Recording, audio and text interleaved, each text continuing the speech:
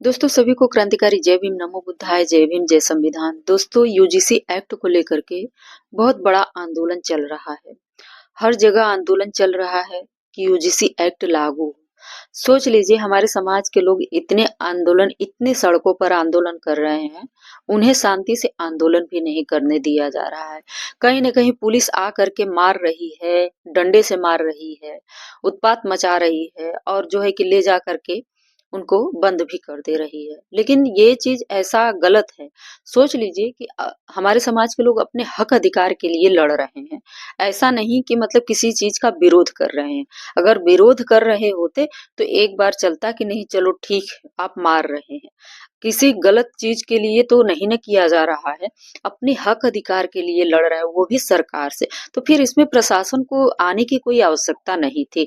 लेकिन ऐसा जो है कि हमारे प्रशासन जो है कि उन वो लोग भी यही चाहते हैं क्योंकि हमारे प्रशासन जो है प्रशासन हो चाहे उच्च लेवल के हो, चाहे सुप्रीम कोर्ट हो, चाहे भी सरकारी जो भी कुछ हो, वहां पर जो मनुवादी लोग ही बैठे हैं। ये तो एक संविधान है जो उन्हें संविधान की बातें कानून की बातें माननी पड़ती है मजबूरी में। अन्यथा अगर उनका चलता बस चलता तो वो लोग बहुत कुछ करते और करते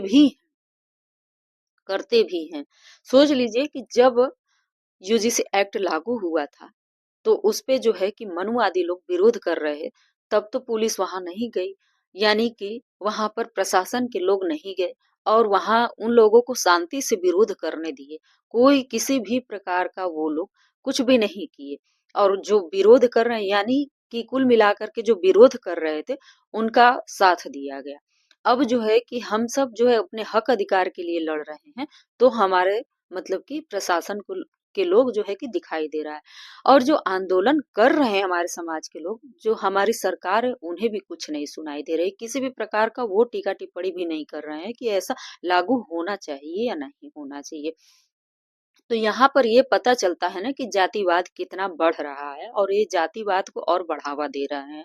क्योंकि लागू जब तक नहीं होगा हमारे समाज के लोग बैठेंगे नहीं, क्योंकि हम सबका हक अधिकार है। और दूसरी चीज ये कि जब हमारे जो बच्चे हैं यानी कि जो हमारे समाज के जितने भी बच्चे हैं, वो इंटर तक पढ़ते हैं तो भी उनके साथ वो होता है, यानी कि उन्हें बहुत कुछ कहा जाता है।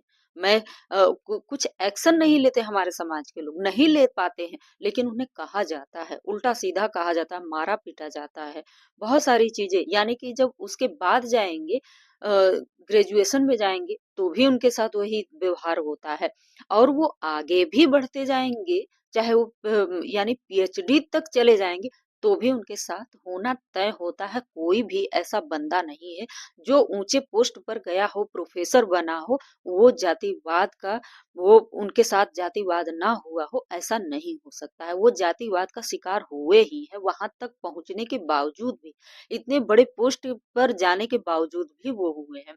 सोच लीजिए कि यहाँ आईएएस पीसीएस अधिकारी जो भी हैं, उनके साथ भी ऐसा जातिवाद हो रहा है, जातिवाद का शिकार वो लोग हो रहे हैं, तो और आम जनता की तो बात ही छोड़ दीजिए। हम सब भी हम भी है उसमें से इतने लोगों में से मैं भी एक ऐसी व्यक्ति हूँ जो मैं भी जातिवाद का शिकार 6 साल रही हूँ। सोच लीजिए इस अक्टूबर में जो है कि जो सब कुछ क्लियर हुआ है, ऐसा चल रहा है दोस्तों, ऐसा हो रहा है। सोच लीजिए कि जातिवाद अगर नहीं होता, यानी जातिवाद अगर नहीं होता तो सब कुछ बराबरी होता। लेकिन बराबरी इनको नहीं चाहिए, इनको जातिवाद चाहिए। शोषण करने के लिए कोई तो होना चाहिए। शूद्र हैं तो शूद्र शोषण करने के लिए बने हैं और सेवा करने के लिए बने हैं।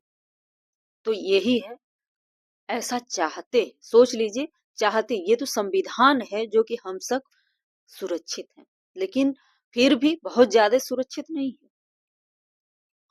तो इनकी जो है कि मानसिकता वैसी है, बहुत पहले से मानसिकता है बनी है और ऐसा ही चलता रहेगा। इनकी पीढ़ी इस तरीके से है जो कि हमेशा शोषण किया है हम सब की, यानी कि शूद्रों के ऊपर। तो ऐसे ही चलता ही रहेगा। तो दोस्तों एक और भी बहुत ज्यादा घिनौना मतलब कि चल रहा है माहौल, जो बच्चों वाला, जो बच्चों का तस्करी होता था, यानी बच्चे जो है कि बहुत ज्यादातर गुम हो रहे हैं। यहाँ बच्चे भी और महिलाएं भी। वहाँ दिल्ली से जो है कि बच्चे महिलाओं का जो है कि इतना, हालांकि वहाँ दिल्ली की मैं क्या बात करूं, बहुत सारे लोग हैं जो कि यानी सभी, हर जगह से बच्चे गायब हो रहे हैं, महिलाएं गायब हो रही हैं। तो वहाँ जो है कि बहुत ही उनके साथ बुरा बर्ताव हो रहा है। सोच लीजिए कि ये लोग कौन कर रहा है। ये ये सब बच्चों का शौकीन कौन है? शौकीन, इसको शौक बोलते हैं। इसको शौक बोलते हैं। सोच लीजिए कि ये चीज है।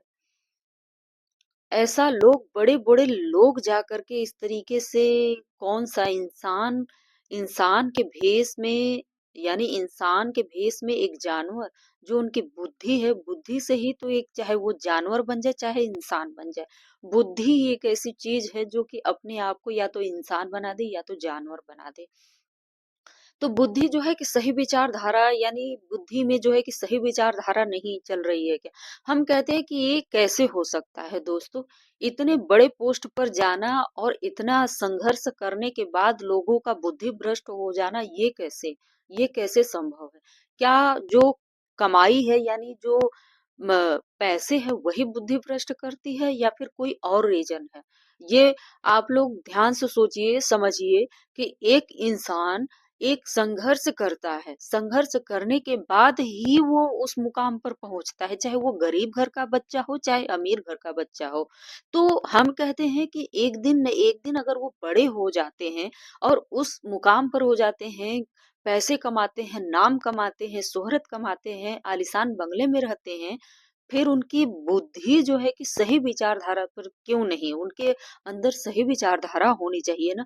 वो जो है कि समाज को एक अच्छा संदेश देते हैं, तो फिर उनके दिमाग में ऐसी कैसी कीड़ा समा जाती है जो वो एक जानवर जैसे हो जाते हैं। तो ये जो है कि जानवर बच्चों के साथ सोच लीजिए कि क्या हो रहा है, वो एक जानवर ही करते हैं ना।